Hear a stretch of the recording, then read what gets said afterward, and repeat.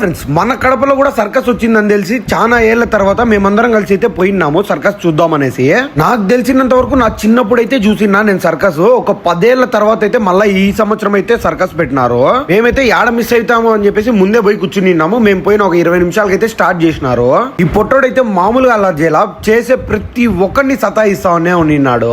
కానీ షో మొత్తంలో పొట్టోడే హైలైట్. ఎందుకంటే వాడు చేసినంత కామెడీ ఎవరు చేయాలి ఆడైతే.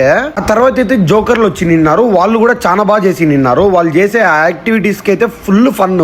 వాళ్ళు ఒక్కొక్కటి చేస్తా అంటే మా ఫ్రెండ్స్ గుర్తొచ్చినారు. వాళ్ళు చేసే చేష్టలన్నిటికీ వీళ్ళైతే భలే నవ్వించి నిన్నారు. అసలుకి చాలా ఏళ్ల తర్వాత సర్కస్ ని మళ్ళా కడపలో చూస్తా అని ఎప్పుడు అనుకోలా. మళ్ళా ఈ ఇయర్ అయితే సర్కస్ వచ్చింది. ఈసారి అయితే జంతువులు అయితే ఏం లేవు, ఒక్క జంతువు కూడా లేదు. ఓన్లీ మనుషులతోనే సర్కస్ అయితే చేస్తా ఉన్నారు. వీళ్ళు జంతువులతో సర్కస్ చేపించడం బ్యాన్ చేస్తున్నారంట గవర్నమెంట్. అందుకే వీళ్ళైతే జంతువులు కూడా తెప్పిలా. కాకపోతే ప్రతి ఒక్కరు చాలా బాగా చేసి నిన్నారు. వీళ్ళ స్టంట్లు అయితే నాకు పిచ్చగా నచ్చేసినాయి.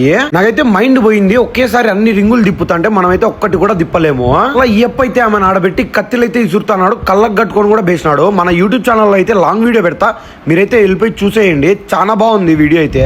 కడపలో ఎవరైనా చూస్తా ఉంటే వీడియో అయితే 100% సర్కస్ పోండి. మళ్ళీ ఎప్పుడు వస్తుందో తెలీదు. మీ ఇంట్లో పిల్లలకైతే చాలా బాగా ఫన్ అనిపిస్తుంది. మీరైతే తీసుకోండి చిన్న పిల్లలు ఉంటే. మాకైతే చాలా బాగా అనిపించింది. మీరు కూడా ఒకసారి విజిట్ చేయండి. మీరైతే మన యూట్యూబ్ ఛానల్ సబ్స్క్రైబ్ చేసుకొని ఇన్స్టాలో కూడా ఫాలో కొట్టచ్చు కదా.